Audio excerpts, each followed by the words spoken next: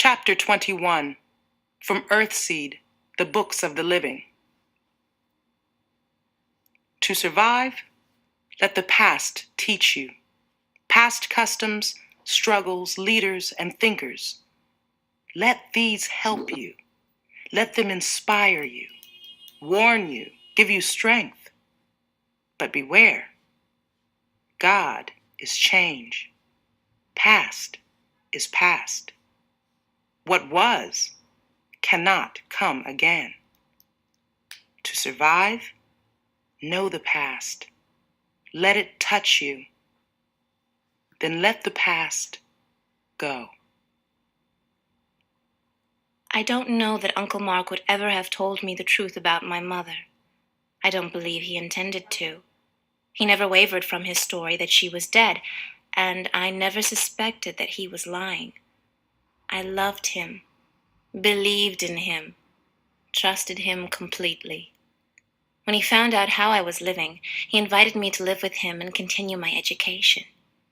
"You're a bright girl," he said, "and your family, the only family I have. I couldn't help your mother. Let me help you." I said yes. I didn't even have to think about it. I quit my job and I went to live in one of his houses in New York. He hired a housekeeper and tutors and bought computer courses to see to it that I had the college education that Casey and Madison wouldn't have provided for me if they could have. Casey used to say, "You're a girl. If you know how to keep a clean, decent house and how to worship God, you know enough." I even went back to church because of Uncle Mark. I went back to the Church of Christian America, physically at least. I lived at his second home in upstate New York, and I attended church on Sundays because he wanted me to, and because I was so used to doing it. I was comfortable doing it. I sang in the choir again and did regular charity work, helping to care for old people in one of the church nursing homes. Doing those things again was like slipping into a comfortable old pair of shoes. But the truth was, I had lost whatever faith I once had. The church I grew up in had turned its back on me just because I moved out of the home of people who, somehow, never learned even to like me. Forget love. Fine behavior for good Christian Americans trying to build a strong, united country. Better, I decided after much thought and much reading of history, to live a decent life and behave well toward other people. Better not to worry about the Christian Americans, the Catholics, the Lutherans, or whatever. Each denomination seemed to think that it had the truth, and the only truth, and its people were going to bliss in heaven while everyone else went to eternal torment in hell. But the church wasn't only a religion. It was a community, my community. I didn't want to be free of it. That would have been, had been, impossibly lonely. Everyone needs to be part of something. By the time I got my master's in history, I found that I couldn't muster any belief in a literal heaven or hell anyway. I thought the best we could all do was to look after one another and clean up the various hells we've made right here on Earth. That seemed to me a big enough job for any person or group, and that was one of the good things that Christian America worked hard at. I went on living in Uncle Mark's upstate New York house. Once I had my master's, I began work on my PhD. Also, I began creating Dream Mask scenarios. Dream Mask International hired me on the strength of several scenarios I had done for them on speculation. Now, thanks to Uncle Mark, I had the Dream Mask scenario recorder I had longed for when I was little. Now I had the freedom to create pretty much anything I wanted to. I did my work under the name Asha Vere. I wanted no connection with the Alexanders, yet I felt uncomfortable about trading on my connection with Uncle Mark and calling myself Duran. At the time, I believed Duran was my mother's family name. My father's surname, Benkole, meant nothing to me, since Uncle Mark couldn't tell me much about Taylor Franklin Benkole, only that he was a doctor and very old when I was born. Asha Vere was name enough for me. It dated me as a child born during the popularity of a particular early mask, but that didn't matter, and the Dream Mask people kind of liked it. I worked at home on my masks and on my PhD, and was so casual about the degree that I was 32 before I completed it. I enjoyed the work, enjoyed Mark's company when he came to me to get away from his public, and enjoy some feeling of family. I was happy. I never found anyone I wanted to marry. In fact, I had never seen a marriage that I would have wanted to be part of. There must be good marriages somewhere, but to me, marriage had the feeling of people tolerating each other, enduring each other because they were afraid to be alone, or because each was a habit that the other couldn't quite break. I knew that not everyone's marriage was as sterile and ugly as Casey's and Madison's. I knew that intellectually, but emotionally, I couldn't seem to escape Casey's cold, bitter dissatisfaction and Madison's moist little hands. Uncle Mark, on the other hand, had said without ever quite saying it that he preferred men sexually, but his church taught that homosexuality was a sin, and he chose to live by that doctrine. So he had no one. Or at least, I never knew him to have anyone. That looks bleak on the page, but we each chose our lives. And we had one another. We were a family. That seemed to be enough. Meanwhile, my mother was giving her attention to her other child, her older and best beloved child, Earthseed. Somehow we, or at least I, never paid much attention to the growing Earthseed movement. It was out there.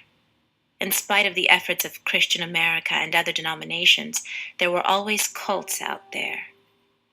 Granted, Earthseed was an unusual cult. It financed scientific exploration and inquiry and technological creativity.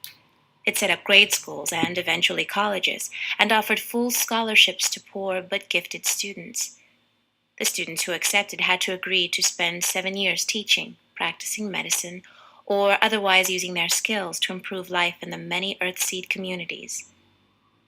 Ultimately, the intent was to help the communities to launch themselves toward the stars, and to live on the distant worlds they found circling those stars. "Do you know anything about these people?" I asked Uncle Mark after reading and hearing a few news items about them. "Are they serious? Interstellar immigration? My God, why don't they just move to Antarctica if they want to rough it?" And he surprised me by making a straight line of his mouth and looking away. I had expected him to laugh.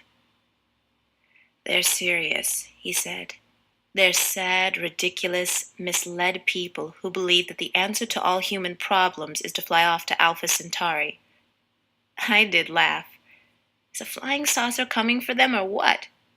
He shrugged. "They're pathetic. Forget about them." I didn't, of course. I left my usual haunts on the nets and began to research them. I wasn't serious.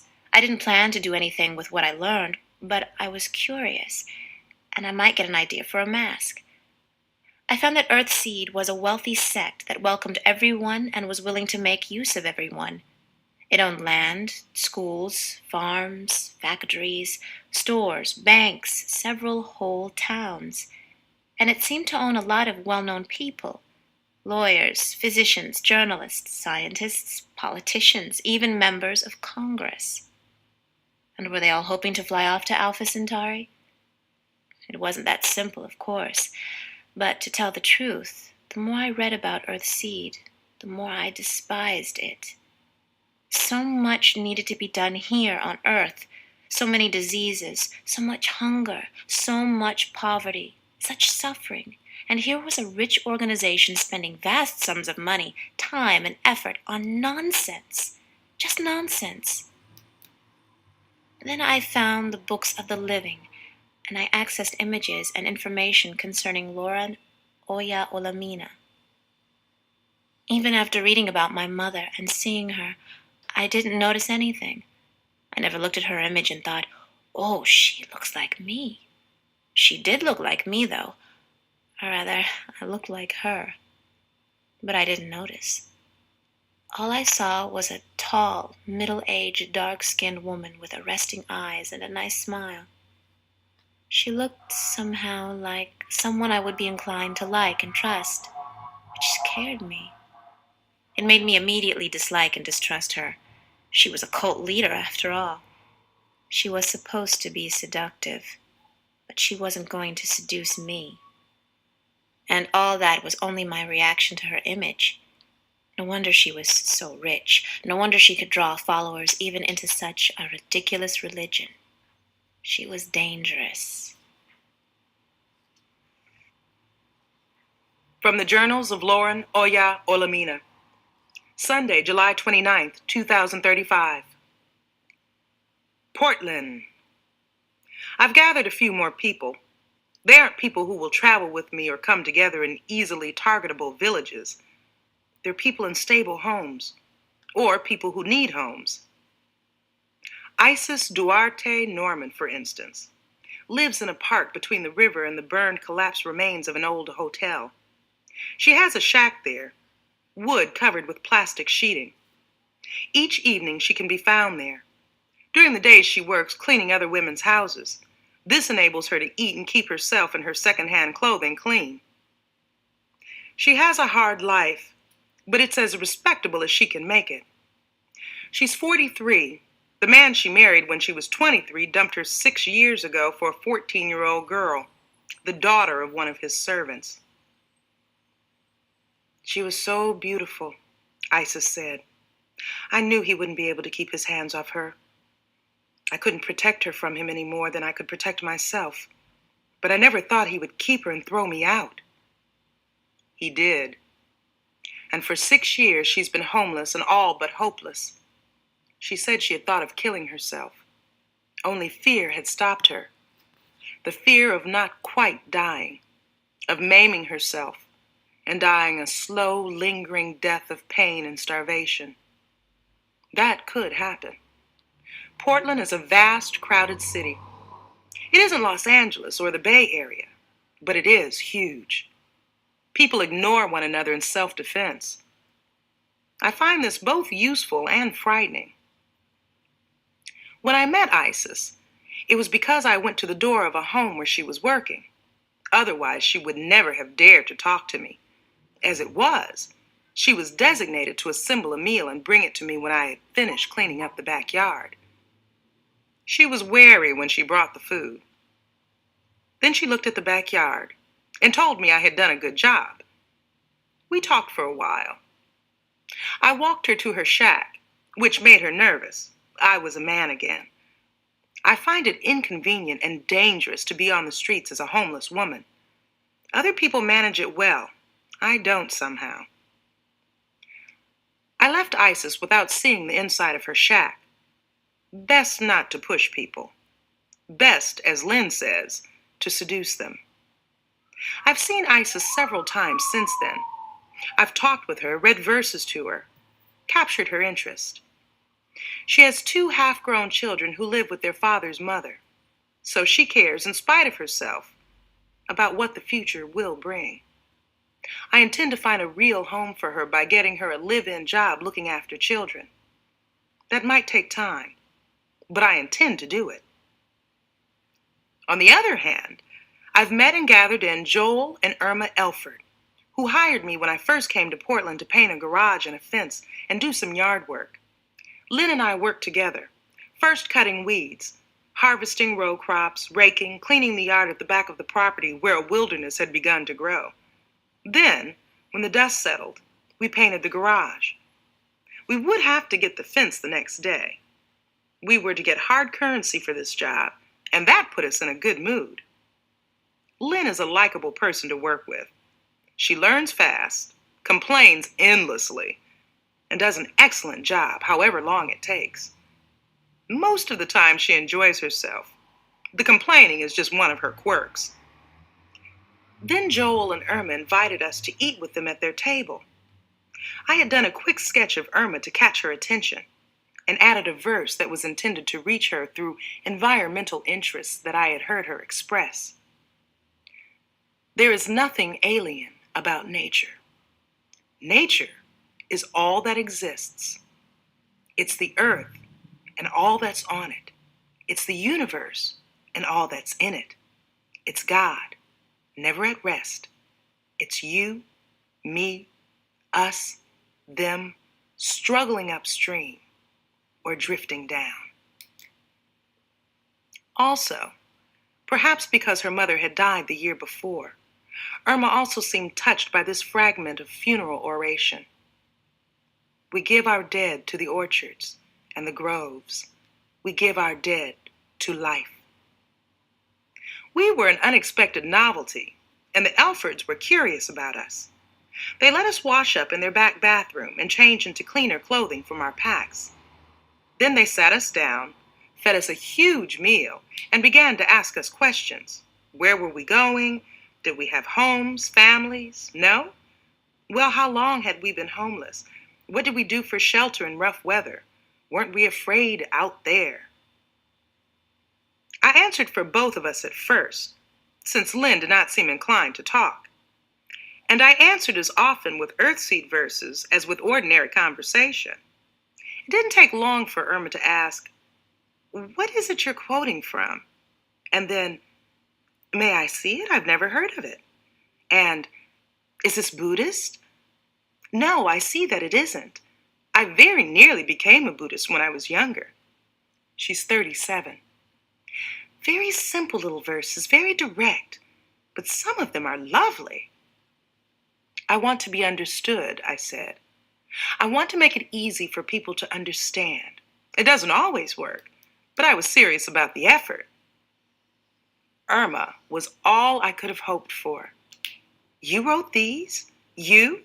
Really? Then tell me, please, on page 47. They're quiet, childless, middle-aged people who choose to live in a modest middle-class neighborhood, even though they could afford their own walled enclave. They're interested in the world around them and worried about the direction the country has taken. I could see their wealth in the beautiful, expensive little things they've scattered around their home.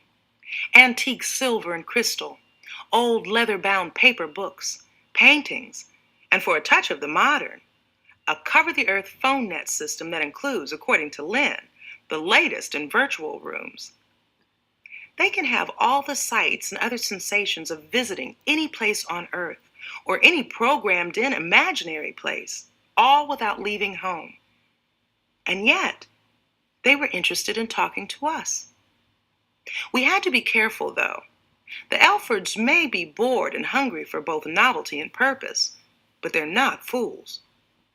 I had to be more open with them than I have been with people like Isis. I told them much of my own story and told them what I'm trying to do. They thought I was brave, naive, ridiculous, and interesting. Out of pity and curiosity, they let us sleep in the comfortable little guest house at the back of their property. The next day, when we had painted the fence, they found more small jobs for us to do. And now and then, they talked to us, and they let us talk to them. They never lost interest. "What will you ask them to do?" Lynn said to me that night as we settled in again in the guest house. "You have them, you know, even if they don't realize it yet." I nodded. "They're hungry for something to do," I said, "starved for some kind of real purpose. I think they'll have some suggestions themselves. They'll feel better if they make the first suggestions. They'll feel in control. Later, I want them to take Allie in. This guest house would be perfect for her and Justin. When they see what she can do with a few sticks of wood and simple tools, they'll be glad to have her. And I think I'll introduce Allie to Isis.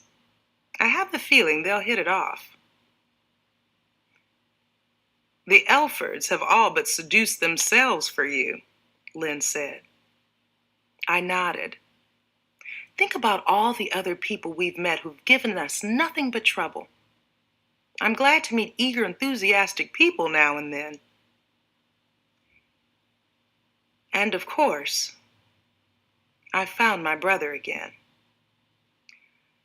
I find that I've not wanted to talk about that. Mark has been preaching at one of the big Portland shelters, helping out with shelter maintenance, and attending a Christian American seminary. He wants to be an ordained minister. He was not happy to see me. I kept showing up to hear him and leaving notes that I wanted a meeting. It took him 2 weeks to give in. "I suppose if I moved to Michigan, you'd turn up there," he said by way of greeting. We were meeting in his apartment building, which was more like a big dormitory. Because he wasn't permitted to have guests in his apartment, we met in the large dining room just off the lobby. It was a clean, dim, plain room, crowded with mismatched wooden tables and chairs and nothing else. Its walls were a dim gray-green, and the floor was gray tile, worn through to the wood in spots. We were alone there, drinking what I was told would be hot cinnamon apple tea. When I bought a cup from the machine, I found that it tasted like tepid, slightly sweet water. The lights in the room were few, weak, and far apart, and the place worked hard at being as dreary and cheerless as could be managed. "Service to God is what's important," my brother said, and I realized that I'd been looking around and making my unspoken criticism obvious. "I'm sorry," I said. "If you want to be here, then you should be here. I wish you could spare a little concern for your niece." "Don't be so condescending, and I've told you what you should do to find her." "Join CA." I shuddered. "I can't. I just can't. If Cougar were here, could you enlist with him again? Just as a job, you know? Could you become one of his helpers? It's not the same. It's the same to me. What Cougar did to you, CA's Crusaders did to me. The only difference is they did it to me longer. And don't tell me the Crusaders are just renegades. They're not. They're as much part of CA as the shelters are. I spotted one of the men who raped and lashed us at Acorn. He was working as an armed guard at the Eureka shelter." Mark stood up. He all but pushed his chair over in his eagerness to get away from me. "I finally got a chance to have what I want," he said. "You're not going to wreck it for me." "This isn't about you," I said, still seated. "I wish you had a child, Mark. If you did, you might be able to understand what it's like not to know where she is, whether she's being well treated, or even whether she's still alive. If I could only know."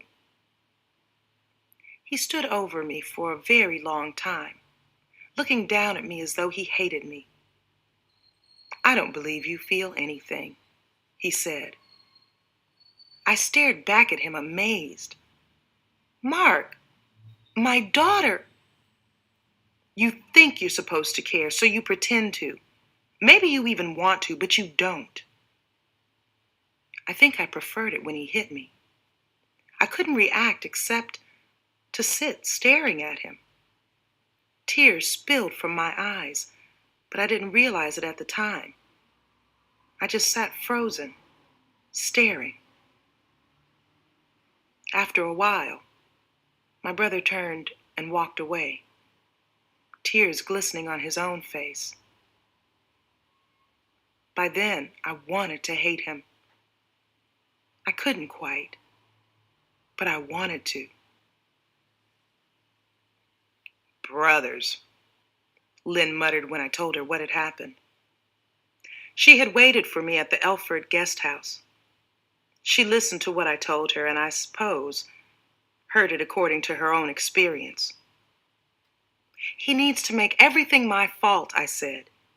"He still can't let himself admit what Christian America did to me.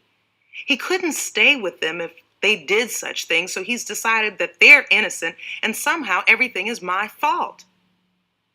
"Why are you making excuses for him?" Lynn demanded. "I'm not.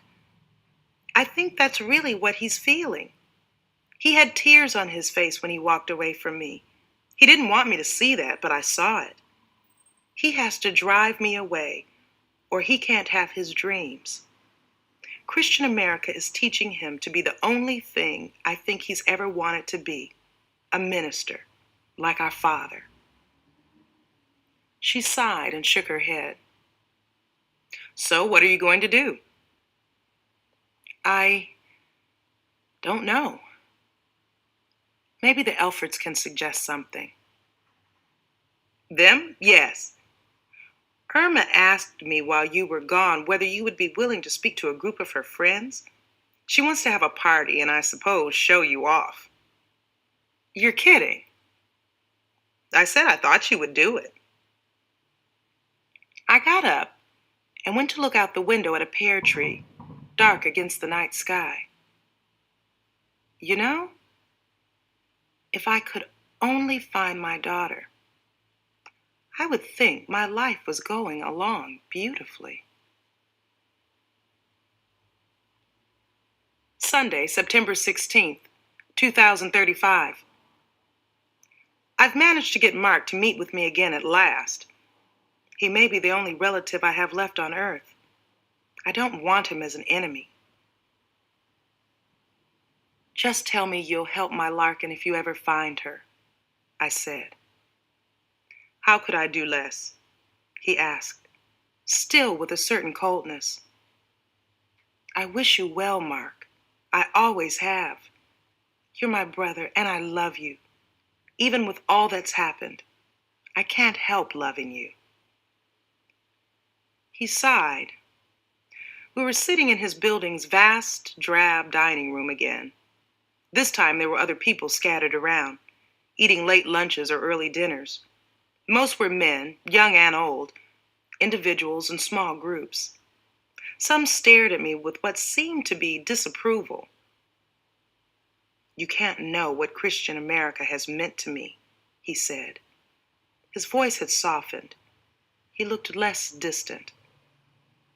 Of course I can, I told him. I'm here because I do understand. You'll be a Christian American minister, and I'll be your heathen sister. I can stand that. What I find hard to stand is being your enemy. I never meant for that to happen. After a while, he said, we aren't enemies. You're my sister, and I love you too. We shook hands. I don't think I've ever shaken hands with my brother before, and I got the feeling that it was as much contact as he was willing to endure, at least for now. Allie and Justin have come to Portland to live. I phoned Allie and told her to use some of the money I left with her to buy a ride up with the Georges. The Elfords have agreed to let the two of them live in their guest house. Lynn and I have been given rooms above the garage at the home of another supporter, a friend of the Elfords. That's how I've come to think of these people. As supporters, we speak to groups in their houses. We lead discussions and teach the truths of Earthseed. I say we because Lynn has begun to take a more active part. She will teach on her own someday, and perhaps train someone to help her. As I write those words, I miss her as though she had already gone off on her own, as though I already had some new young skeptic to train. Through the Elfords and their friends and the friends of their friends, we've received invitations to speak all over town in people's homes and in small halls. I've found that in each group there is one person, perhaps two, who are serious, who hear in Earthseed something that they can accept, something they want, something they need. These are the ones who will make our first schools possible. In Acorn, it was no accident that the church and the school were the same. They weren't just the same building. They were the same institution. If the Earthseed destiny is to have any meaning beyond a distant mythical paradise, Earthseed must not be only a belief system, but a way of life. Children should be raised in it. Adults should be reminded of it often, refocused on it, and urged toward it. Both should understand how their current behavior is or isn't contributing to fulfillment of the destiny. By the time we're able to send Earthseed children to college, they should be dedicated not only to a course of study, but to the fulfillment of the destiny. If they are, then any course of study they choose can become a tool for the fulfillment. Sunday, September 30th, 2035. I've found a potential home for Travis and Natividad. I've called them several times and gotten no answer. I worried about them until last night when I reached them. They've been living in a squatter camp a few miles from Sacramento. They went there on a rumor that some of Acorn's children had been sent there. The rumor was false, but their money had run low. They'd had to stop and take jobs doing agricultural work. This was rough because the work paid little more than room and board in horrible little shacks. They'll come here with the Mora girls and the new Mora baby. I can't restore their children to them, but I can see to it that they have work that sustains them and a decent place to live. They'll live in the big house that is to be our first school. The house belongs to one of my supporters, one who said those magic words, "What can I do? What do you need? What don't we need?" The house is a big empty shell that the Douglas and Mora families will have to work hard on. It needs paint, repairs, landscaping, fencing, everything. But it has living room for a big family upstairs and teaching and working room downstairs. It will be a new beginning in so many ways, and the people who own it have relatives in both city and state government. They're the kind of people Jarrett's Crusaders have learned to let alone. Also, next month, Lynn and I are invited to teach in several homes in the Seattle area.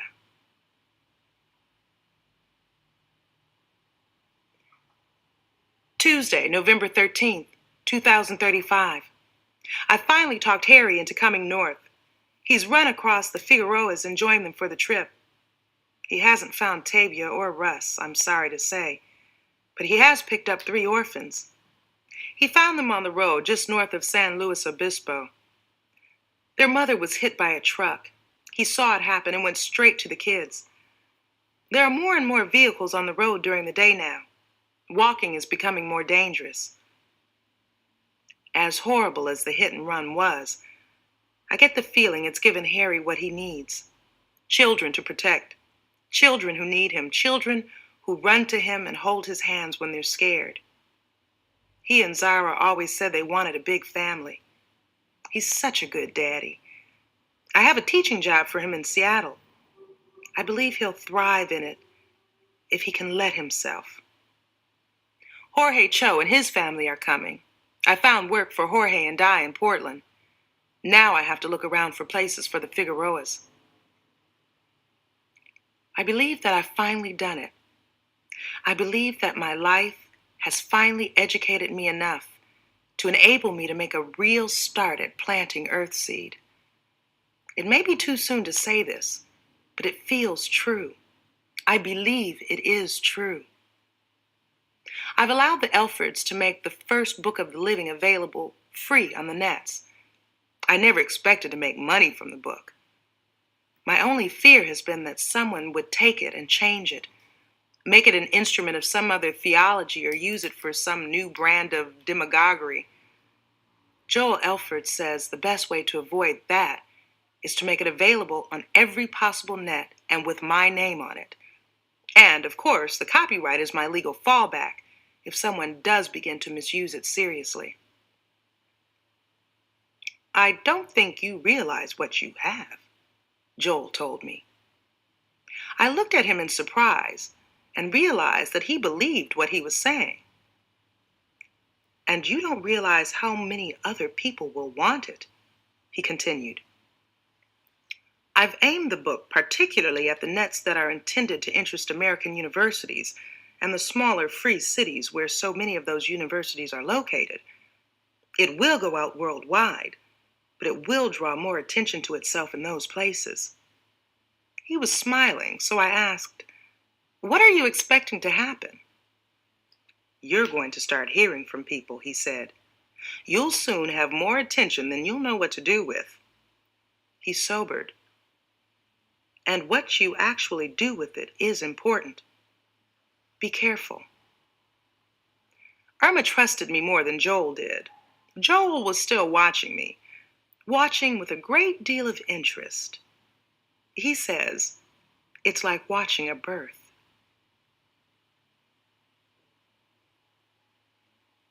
Sunday, December 30th, 2035. I've been traveling. That's nothing new for me, but this is different. This time, thanks to the book, I've been invited by university groups and others and paid to travel, paid to speak, which is a little like paying ice to be cold. And I've been flying. I've walked over most of the West Coast, and now I've flown over the interior of the country and over much of the East Coast. I've flown to Newark, Delaware, Clarion, Pennsylvania, and up to Syracuse, New York. Next, I go to Toledo, Ohio, Ann Arbor, Michigan, Madison, Wisconsin, and Iowa City, Iowa. Not a bad first tour, Joel told me before I left. I thought you'd arouse interest. People are ready for something new and hopeful. I was scared to death, worried about flying and worried about speaking to so many strangers. What if I attracted the wrong kind of attention? How would Lynn handle the experience? And I worried about Lynn, who seemed to be even more afraid than I was, especially about flying. I had spent more money than I should have, buying us both decent clothing. Then Joel and Irma were taking us to the airport in their huge car. One way in which they do indulge themselves is to keep a late model armed and armored car, a civilian maggot, really. The thing cost as much as a nice house in a good neighborhood, and it's scary looking enough to intimidate anyone stupid enough to spend their time hijacking vehicles.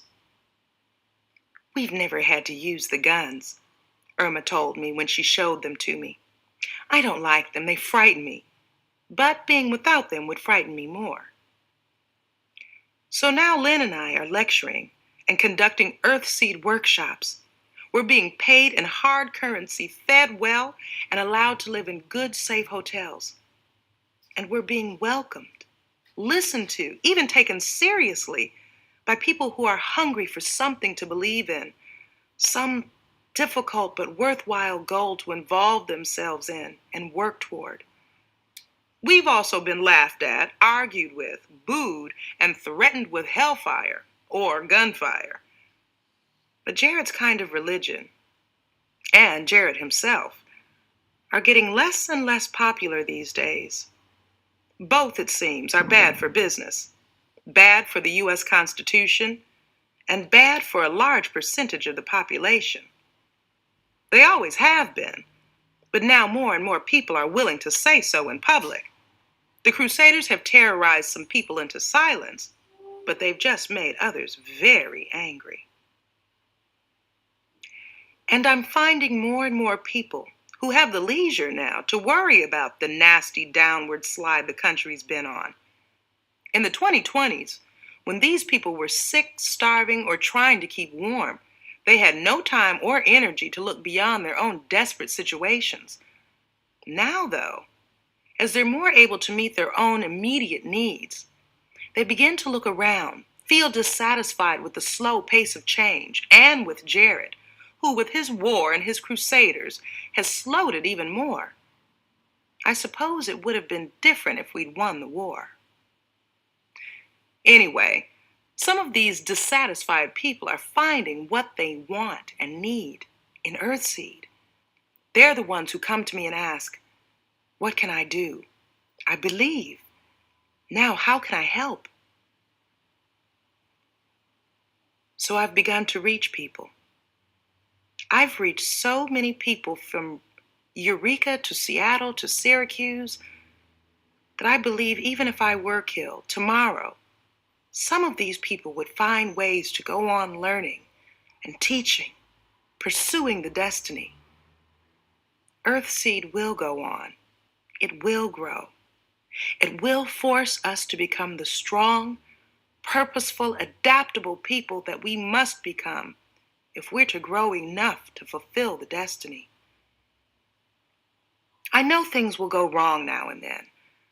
Religions are no more perfect than any other human institutions. But Earthseed will fulfill its essential purpose. It will force us to become more than we might ever become without it. And when it's successful, it will offer us a kind of species life insurance.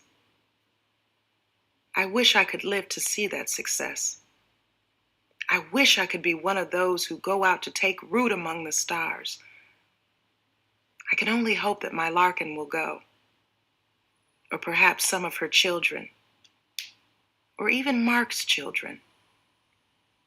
Whatever happens, as long as I'm alive, I won't stop working, preaching, aiming people toward the destiny. I've always known that sharing Earthseed was my only true purpose. Epilogue from Earthseed, the Books of the Living. Earthseed is adulthood. It's trying our wings, leaving our mother, becoming men and women.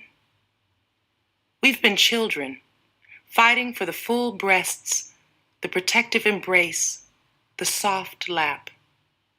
Children do this. But Earthseed is adulthood. Adulthood is both sweet and sad. It terrifies. It empowers. We are men and women now.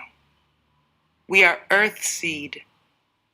And the destiny of Earthseed is to take root among the stars.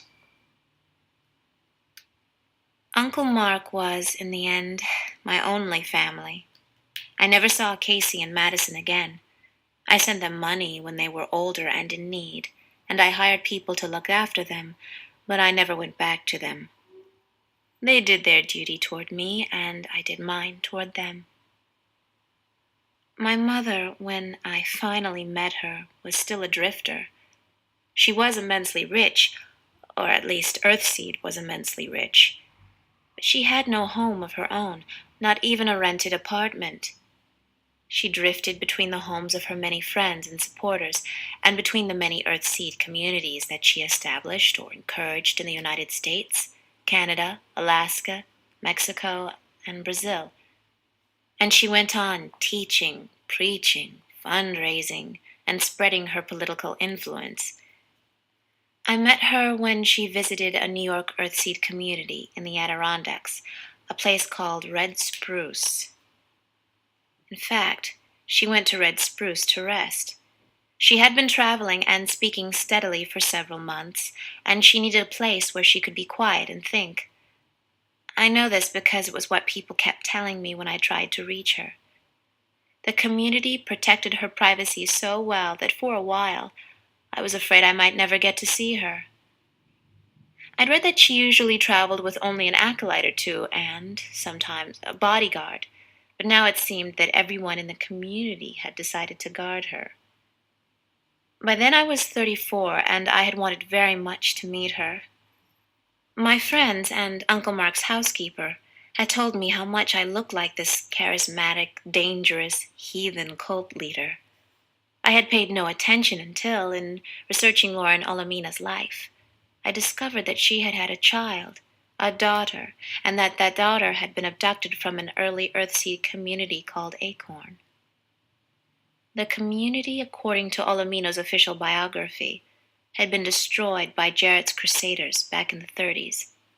Its men and women had been enslaved for over a year by the Crusaders, and all the prepubescent children had been abducted. Most had never been seen again. The Church of Christian America had denied this and sued Olamina and Earthseed back in the 2040s when Olamina's charge first came to their attention. The church was still powerful, even though Jarrett was dead by then. The rumors were that Jarrett, after his single term as president, drank himself to death. A coalition of angry business people, protesters against the Alcan War, and champions of the First Amendment worked hard to defeat him for re-election in 2036. They won by exposing some of the earliest Christian American witch burnings. It seems that between 2015 and 2019, Jared himself took part in singling people out and burning them alive. The pox, then a growing malignancy, had been both the excuse and the cover for this. Jared and his friends had burned accused prostitutes, drug dealers, and junkies. Also, in their enthusiasm, they burned some innocent people, people who had nothing to do with the sex trade or drugs. When that happened, Jared's people covered their mistakes with denials, threats, more terror, and occasional payoffs to the bereaved families. Uncle Mark researched this himself several years ago, and he says it's true. True and sad and wrong, and in the end, irrelevant. He says Jared's teachings were right, even if the man himself did wrong. Anyway, the Church of Christian America sued Olamina for her false accusations. She countersued. Then suddenly, without explanation, CA dropped its suit and settled with her, paying her an unreported but reputedly vast sum of money. I was still a kid growing up with the Alexanders when all this happened, and I had heard nothing about it. Years later, when I began to research Earthseed and Olamina, I didn't know what to think of it. I phoned Uncle Mark and asked him, point blank, whether there was any possibility that this woman could be my mother. On my phone's tiny monitor, Uncle Mark's face froze, then seemed to sag. He suddenly looked much older than his 54 years. He said, "I'll talk to you about this when I come home." And he broke the connection. He wouldn't take my calls after that. He had never refused my calls before. Never. Not knowing what else to do, where else to turn, I checked the nets to see where Lauren Olamina might be speaking or organizing. To my surprise, I learned that she was resting at Red Spruce, less than 100 kilometers from where I was. And all of a sudden, I had to see her. I didn't try to phone her, didn't try to reach her with Uncle Mark's well-known name or my own name as a creator of several popular masks. I just showed up at Red Spruce, rented a room at their guest house, and began trying to find her. Earthseed doesn't bother with a lot of formality. Anyone can visit its communities and rent a room at a guest house. Visitors came to see relatives who were members, came to attend gatherings or other ceremonies, even came to join Earthseed and arranged to begin their probationary first year. I told the manager of the guest house that I had thought I might be a relative of Olamina's and asked him if he could tell me how I might make an appointment to speak with her. I asked him because I had heard people call him Shaper, and I recognized that from my reading as a title of respect akin to reverend or minister. If he was the community's minister, he might be able to introduce me to Olamina himself. Perhaps he could have, but he refused. Shaper Olamina was very tired and not to be bothered, he told me. If I wanted to meet her, I should attend one of her gatherings or phone her headquarters in Eureka, California, and arrange an appointment. I had to hang around the community for 3 days before I could find anyone willing to take my message to her. I didn't see her. No one would even tell me where she was staying within the community. They protected her from me courteously, firmly.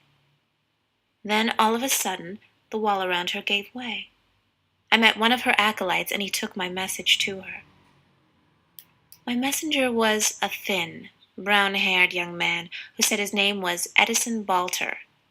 I met him in the guest house dining room one morning as we each sat alone, eating bagels and drinking apple cider. I pounced on him as someone I hadn't pestered yet.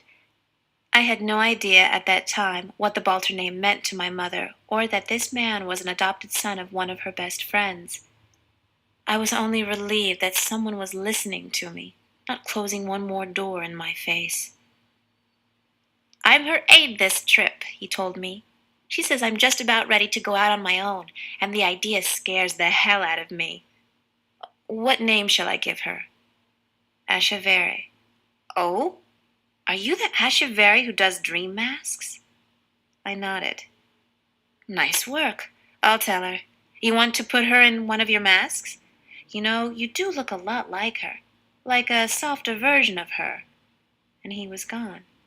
He talked fast and moved very fast, but somehow without seeming to hurry. He didn't look anything like Olamina himself, but there was a similarity. I found that I liked him at once, just as I'd at first found myself liking her. Another likable cultist. I got the feeling that Red Spruce, a clean, pretty mountain community, was nothing but a nest of seductively colorful snakes, a poisonous place. Then Edison Balter came back and told me he would take me to her. She was somewhere in her 50s, 58, I remembered from my reading. She was born way back in 2009, before the pox. My God, she was old. But she didn't look old, even though her black hair was streaked with gray. She looked big and strong, and in spite of her pleasant, welcoming expression, just a little frightening. She was a little taller than me, and maybe a little more angular. She looked not hard, but as though she could be hard with just the smallest change of expression. She looked like someone I wouldn't want to get on the wrong side of.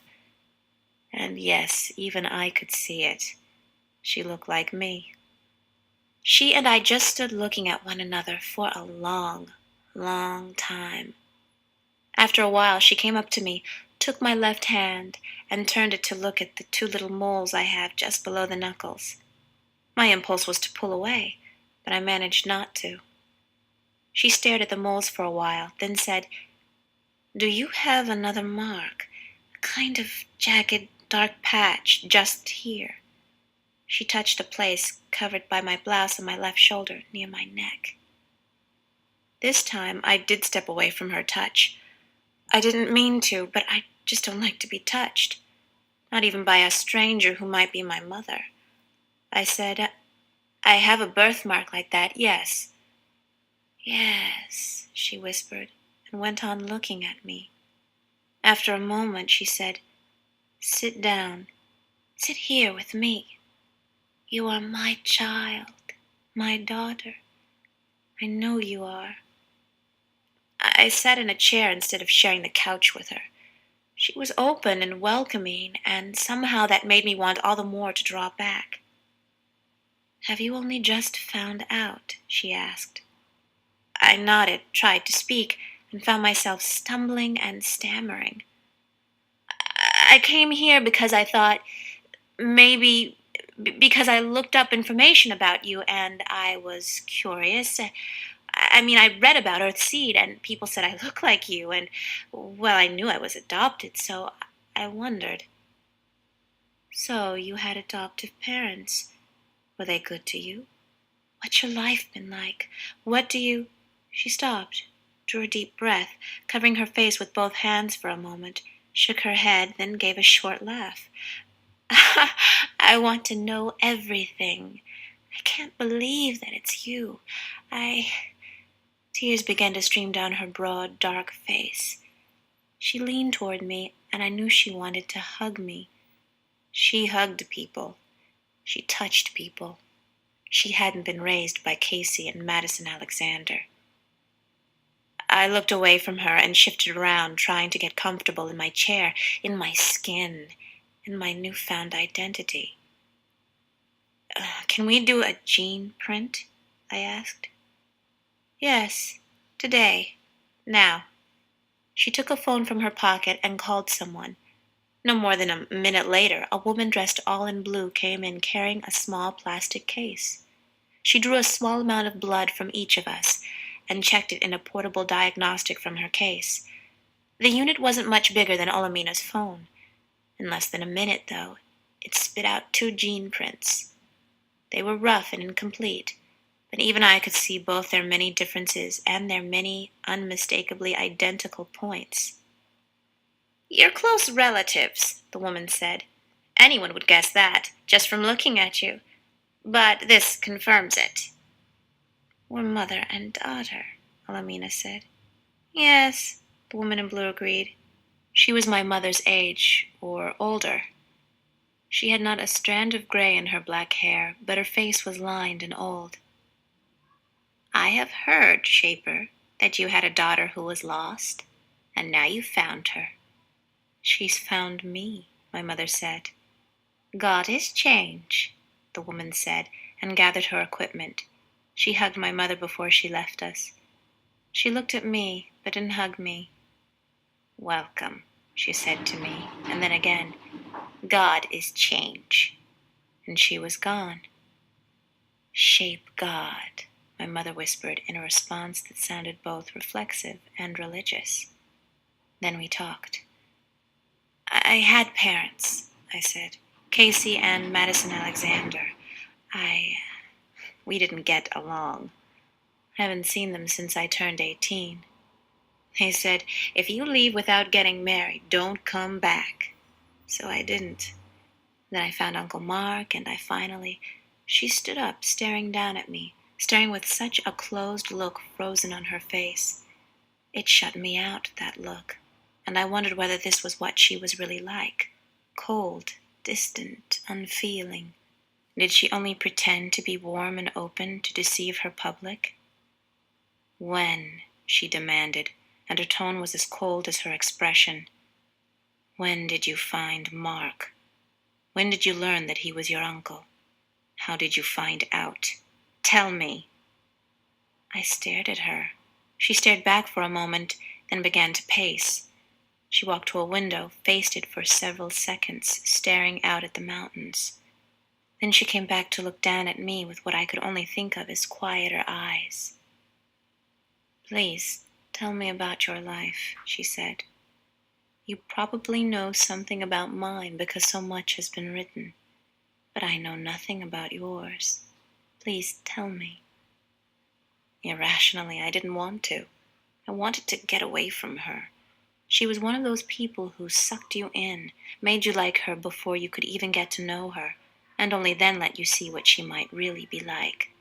She had millions of people convinced that they were going to fly off to the stars. How much money had she taken from them while they waited for the ship to Alpha Centauri? My God, I didn't want to like her. I wanted the ugly persona I had glimpsed to be what she really was. I wanted to despise her. Instead, I told her the story of my life. Then we had dinner together, just her and me. A woman who might have been a servant, a bodyguard, or the lady of the house brought in a tray for us. Then my mother told me the story of my birth, my father, my abduction. Hearing about it from her wasn't like reading an impersonal account. I listened and cried. I couldn't help it. What did Mark tell you? She asked. I hesitated, not sure what to say. In the end, I told the truth just because I couldn't think of a decent lie.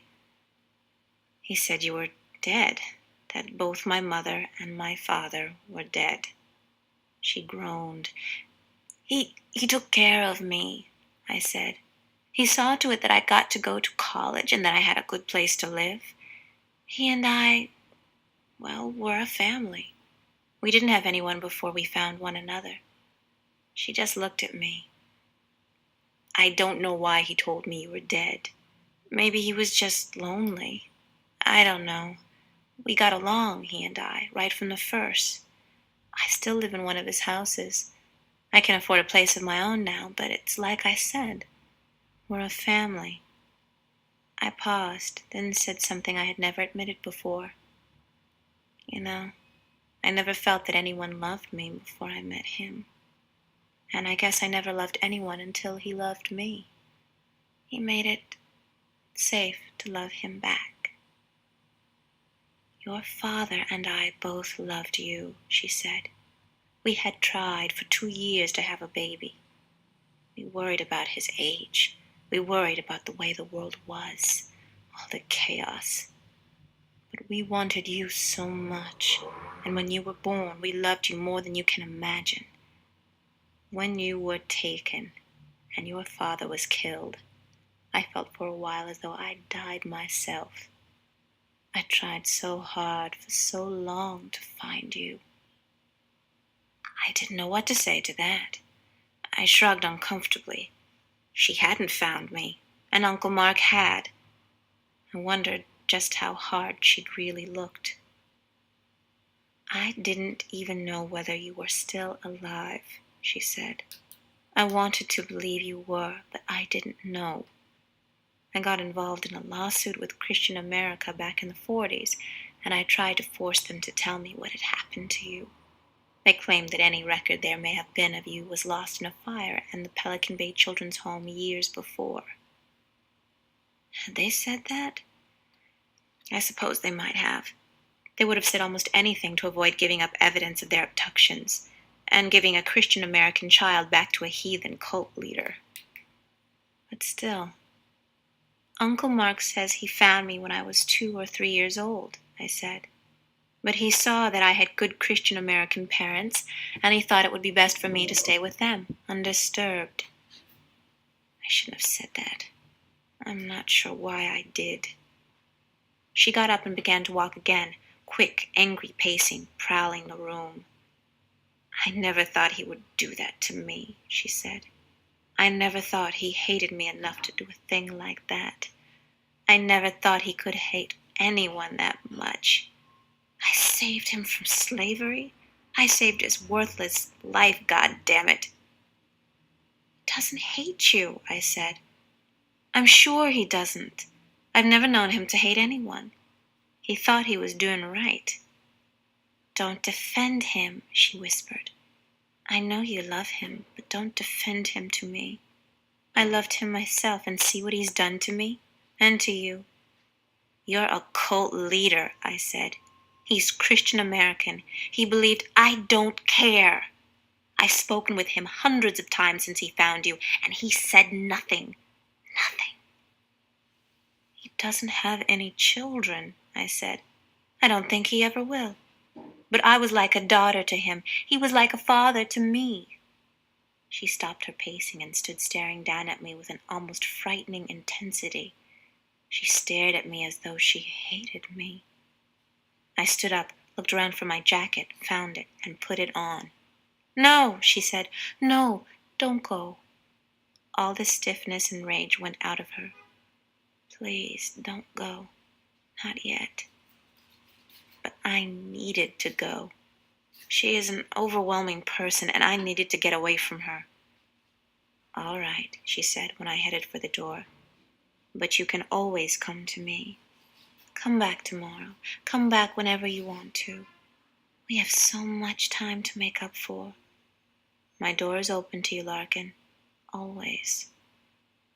I stood and looked back at her, realizing that she had called me by the name that she had given to her baby daughter so long ago. Asha, I said, looking back at her. My name is Asha Vere. She looked confused. Then her face seemed to sag the way Uncle Mark's had when I phoned him to ask about her. She looked so hurt and sad that I couldn't stop myself from feeling sorry for her. Asha, she whispered. My door is open to you, Asha. Always. The next day Uncle Mark arrived, filled with fear and despair. I'm sorry, he said to me as soon as he saw me. I was so happy when I found you after you left your parents.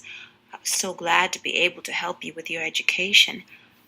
I guess I had been alone so long that I just couldn't stand to share you with anyone. My mother would not see him. He came to me almost in tears because he had tried to see her and she had refused. He tried several more times, and over again, she sent people out to tell him to go away. I went back home with him. I was angry with him, but even angrier with her, somehow. I loved him more than I'd ever loved anyone, no matter what he had done, and she was hurting him. I didn't know whether I would ever see her again. I didn't know whether I should. I didn't even know whether I wanted to. My mother lived to be 81. She kept her word. She never stopped teaching. For Earth's Seed, she used herself up several times over, speaking, training, guiding, writing, establishing schools that boarded orphans. as well as students who had parents and homes.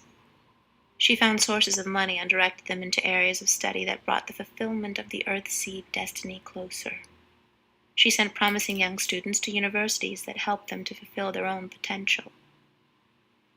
All that she did for Earthseed. I did see her again occasionally, but Earthseed was her first child, and in some ways, her only child. She was planning a lecture tour when her heart stopped just after her 81st birthday. She saw the first shuttles leave for the first starship assembled partly on the moon and partly in orbit. I was not on any of the shuttles, of course. Neither was Uncle Mark, and neither of us has children. But Justin Gilchrist was on that ship. He shouldn't have been at his age, of course, but he was. And the son of Jessica Fairclough has gone, ironically. He's a biologist. The Moore girls, their children, and the whole surviving Douglas family have gone. They, in particular, were her family. All Earthseed was her family. We never really were, Uncle Mark and I. She never really needed us, so we didn't let ourselves need her. Here is the last journal entry of hers that seems to apply to her long, narrow story.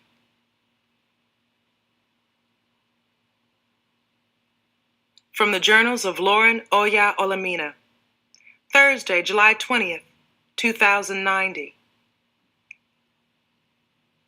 I know what I've done. I have not given them heaven, but I've helped them to give themselves the heavens. I can't give them individual immortality, but I've helped them to give our species its only chance at immortality. I've helped them to the next stage of growth. They're young adults now, leaving the nest. It will be rough on them out there. It's always rough on the young when they leave the protection of the mother. It will take a toll, perhaps a heavy one. I don't like to think about that, but I know it's true. Out there, though, among the stars on the living worlds we already know about, and on other worlds that we haven't yet dreamed of, some will survive and change and thrive, and some will suffer and die. Earthseed was always true. I've made it real, given it substance. Not that I ever had a choice in the matter. If you want a thing, truly want it so badly that you need it as you need air to breathe, then unless you die, you will have it. Why not? It has you. There is no escape.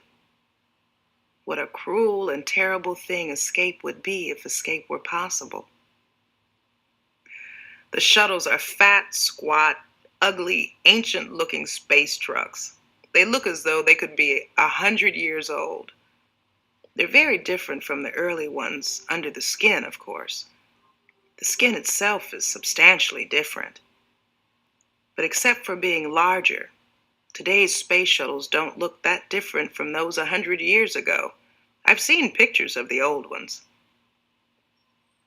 Today's shuttles have been loaded with cargoes of people, already deeply asleep in diapause, the suspended animation process that seems to be the best of the bunch.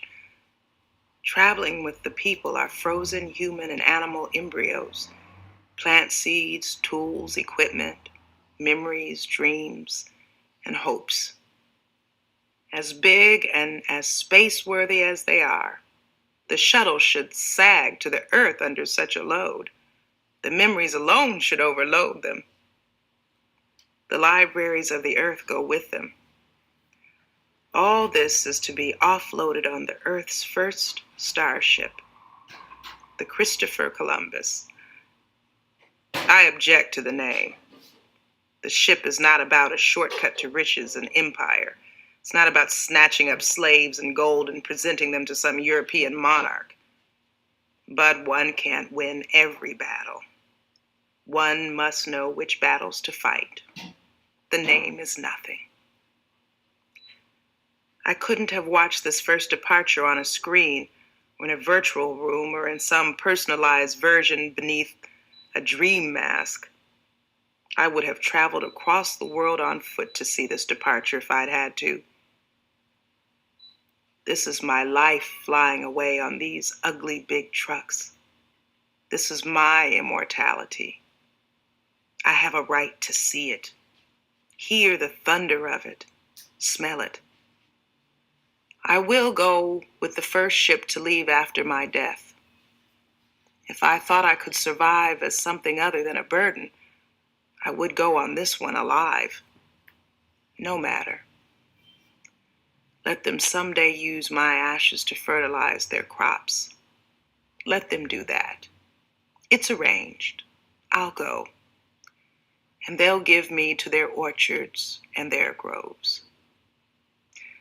Now, with my friends and the children of my friends, I watch Lacey Figueroa, Myra Cho, Edison Balter and his daughter, Jan, and Harry Balter, bent, gray, and smiling. It took Harry so long to learn to smile again, after the loss of Zara and the children. He's a man who should smile. He stands with one arm around his granddaughter and the other around me. He's my age, 81. Impossible! 81! God is change. My Larkin would not come. I begged her, but she refused. She's caring for Mark. He's just getting over another heart transplant. How completely, how thoroughly he has stolen my child. I have never even tried to forgive him. Now, I watch as one by one the ships lift their cargoes from the earth. I feel alone with my thoughts until I reach out to hug each of my friends and look into their loved faces. This one solemn, that one joyous, all of them wet with tears. Except for Harry. They'll all go soon in these same shuttles. Perhaps Harry's ashes and mine will keep company someday. The destiny of Earthseed is to take root among the stars after all, and not to be filled with preservative poisons boxed up at great expense, as is the revived fashion now, and buried uselessly in some cemetery. I know what I've done.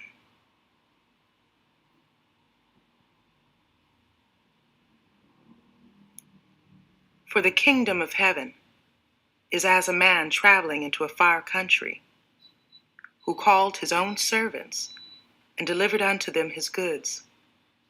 And unto one he gave 5 talents, to another 2, and to another 1. To every man according to his several ability, and straightway took his journey. Then he that had received the 5 talents went and traded with the same, and made them other 5 talents. And likewise, he that had received 2, he also gained other 2. But he that had received 1 went and digged in the earth, and hid his Lord's money. After a long time the Lord of these servants cometh, and reckoneth with them. And so he that had received 5 talents came and brought the other 5 talents, saying, Lord, thou deliverest unto me 5 talents. Behold, I have gained beside them 5 talents more. His Lord said unto him, Well done, thou good and faithful servant. Thou hast been faithful over a few things. I will make thee ruler over many things. Enter thou into the joy of thy Lord. He also that had received 2 talents came and said, Lord, thou deliverest unto me 2 talents. Behold, I have gained 2 other talents beside them. His Lord said unto him, Well done, thou good and faithful servant. Thou hast been faithful over a few things. I will make thee ruler over many things. Enter thou into the joy of thy Lord. Then he which had received the 1 talent came and said, Lord, I knew thee that thou art a hard man, reaping where thou hast not sown, and gathering where thou hast not strawed. And I was afraid, and went and hid thy talent in the earth. Lo, there thou hast what is thine. His Lord answered and said unto him, Thou wicked and slothful servant, thou knewest that I reap where I sowed not, and gather where I have not strawed. Thou oughtest therefore to have put my money to the exchangers, and then at my coming I should have received mine own with usury. Take therefore the talent from him, and give it unto him which hath 10 talents. For unto every one that hath shall be given, and he shall have abundance. But from him that hath not shall be taken away, even that which he hath. The Bible, Authorized King James Version, St. Matthew, chapter 25, verses 14 through 30. The end. You've been listening to Parable of the Talents by Octavia E. Butler, narrated by Patricia R. Floyd, C.C. Aisha Johnson, and Peter J. Fernandez.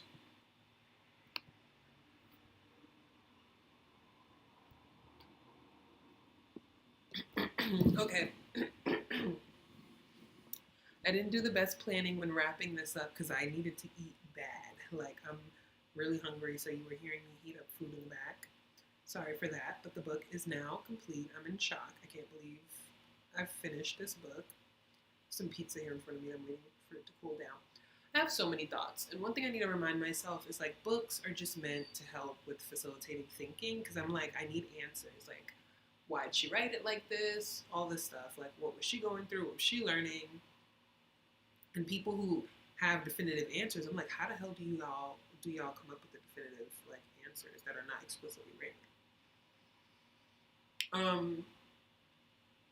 So after this chapter, me and Larkin are not vibing. I think Larkin embodies, like, complexity, given, like, what she's been through. And then, even if she was raised by Olamina, like, that's still the chance you take when you have kids, that they don't follow you perfectly or listen to you perfectly. Like, yeah, really thinking of Olamina of having 2 kids, like Earthseed and her actual child. And then just the differences between her and her half-brother. And her brother was just really entrenched in Christian America, because I really feel that's one of the questions in the reading guide of, like, why didn't Marcos say anything about the child to Olamina? And I really feel like because he really thinks Earthseed is just horrible, worse than, Christianity. I don't know if he necessarily wanted a child, but he wanted to continue his purpose. And then, okay, so now that I'm also thinking back of just how this book was even written, it seems like this book was written solely from the perspective of Larkin, because it's like Larkin at the end is talking about, like, gives us another journal entry from her mother. And it's like, well, what are all the other journal entries that we didn't get to see? Like, we really hopped around. And it was like, was this all to tell Larkin's version of, like, as, like, a resentful child that her, with a mom that didn't find her and went on to create something that she didn't get to be a part of, like, from the whole way, you know?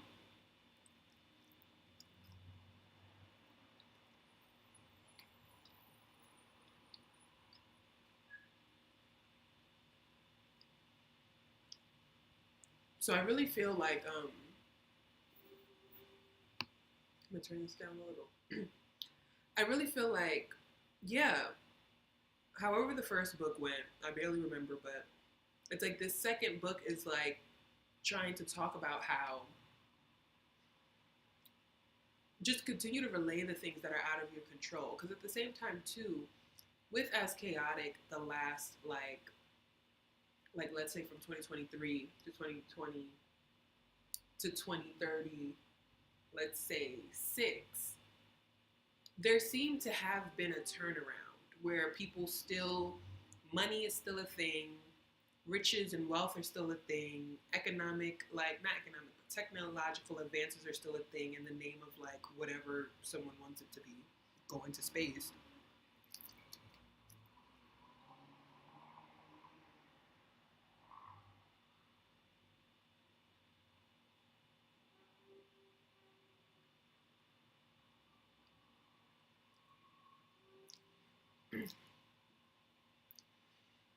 Parts of me feel like in this book we didn't get the consistency of what else was happening around the world and even the country. We kind of get bounced back between the coasts. Like one minute California, next minute we're on the East Coast, like New York and things like that.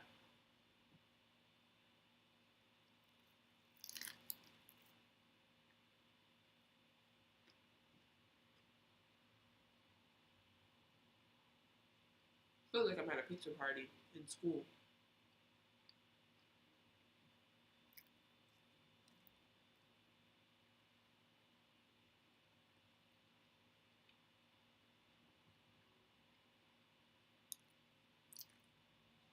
Now, the success of Earthseed did give me a change of heart because at its core, the things that Olamina says about Earthseed are like socialism. Like, it's like socialism, communism, you know? And it's interesting that it's framed as a religion because to me, I don't know if that's necessary, but just imagining it as one in this manner, it's like, okay, well, it's working for people, but you'll still always have that divide. Because it seems like Christian America and Earthseed are just existing in the same world without too much beef, you know?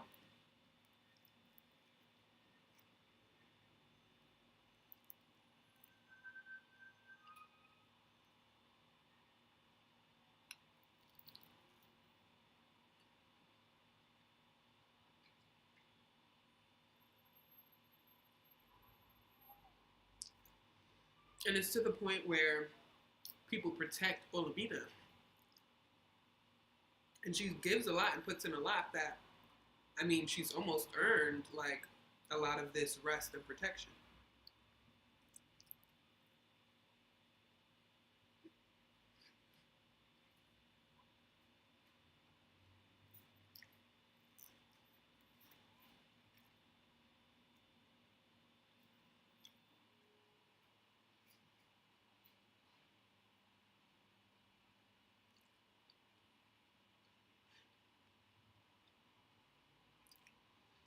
And also the militant aspect of it all, I wish we could hear more about because it seemed like people had to be able to shoot, like really, really defend their land and whatever they believe in. So there is this aspect of Earthseed that is like militant.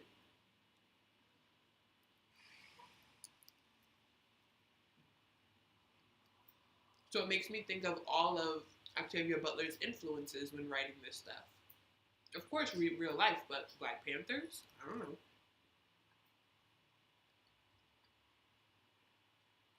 And the way this book ends is very, very similar to the 100. Like, I'm still stuck on that. Like, I feel like either the 100 plagiarized Octavia Butler, like, didn't give her credit because I think I'm going to try to reach out to people who wrote that show and ask them about this because, and I'm not going to be accusing them of anything, but I'm really going to try to reach out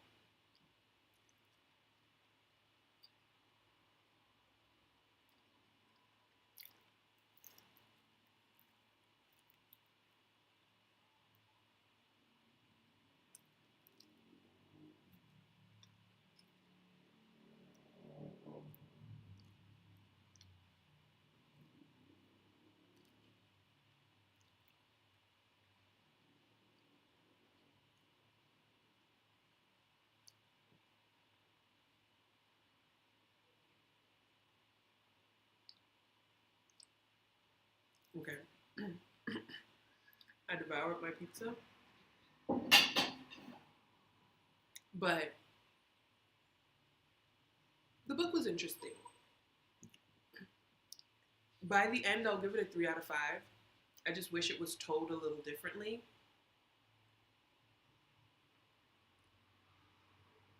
And it's not even the pacing.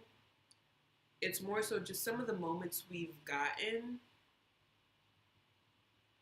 I just wish we'd gotten them sooner. Really. I feel like we got too much jam-packed at the end. Because we start with, we speed up to Larkin being 34. That was so fast for me. And then Olamina is 50 something when she meets Larkin, and then we get to her at 81. So I'm just these are big time jumps, and we spent most of the book within a couple of years that I feel like were relevant, but could have went by way faster. We really sat in a lot of dialogue. And I don't know how much of the dialogue really helped us get a lay of the land. I feel like if we were going to sit in so much dialogue, have people talking about the rest of the world and the country and their day-to-day lives more, we really sat in the sexual abuse and slavery a little bit more than I feel like it needed to have been, especially when the main focus of Earthseed is living amongst the stars and also this missing child. So, yeah.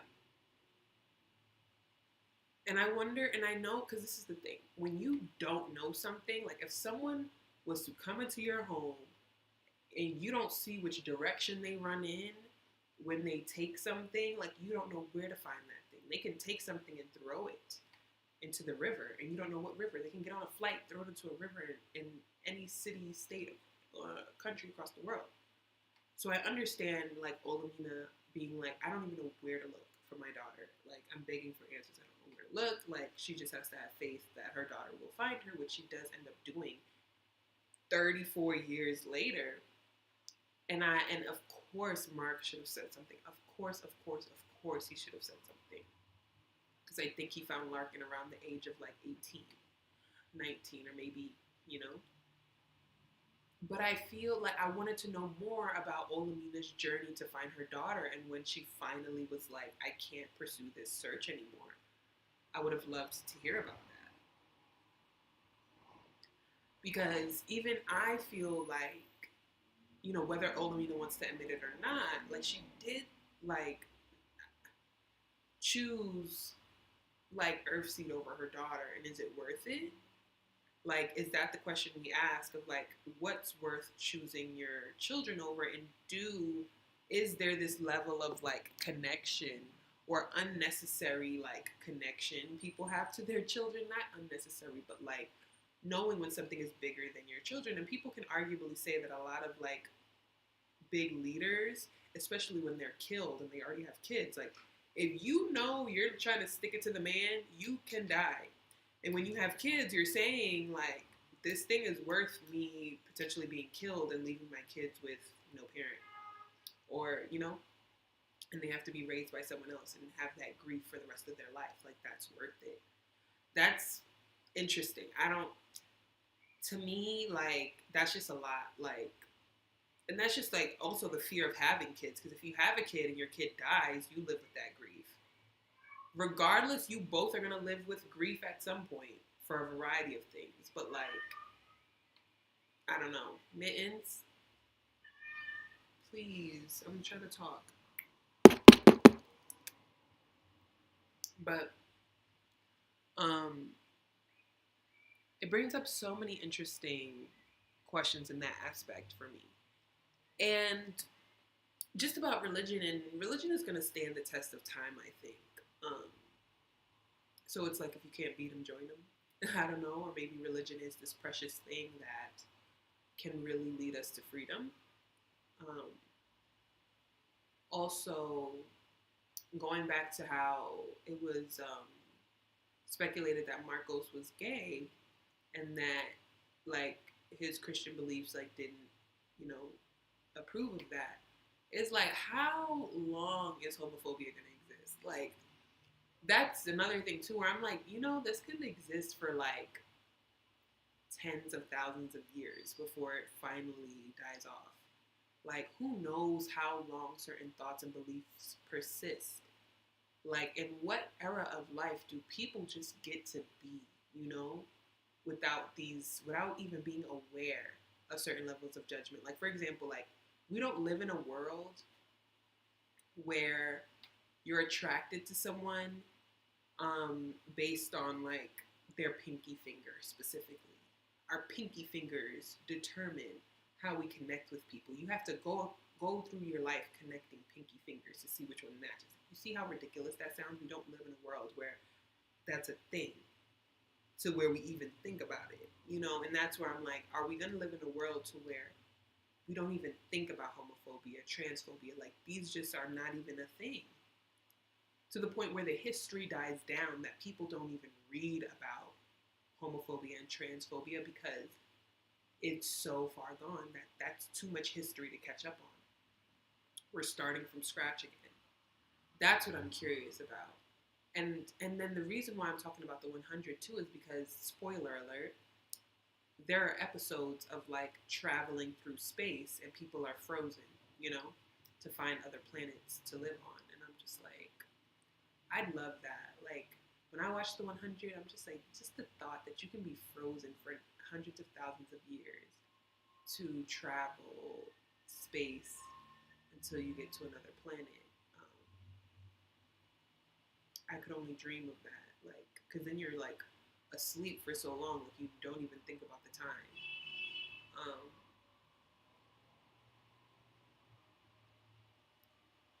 But I don't know if I would ever like be that passionate about it to where I'm like, yeah, we need to actually be building this. Maybe because it seems impossible, and the people who create like really good, great things in this world think beyond what's possible and impossible.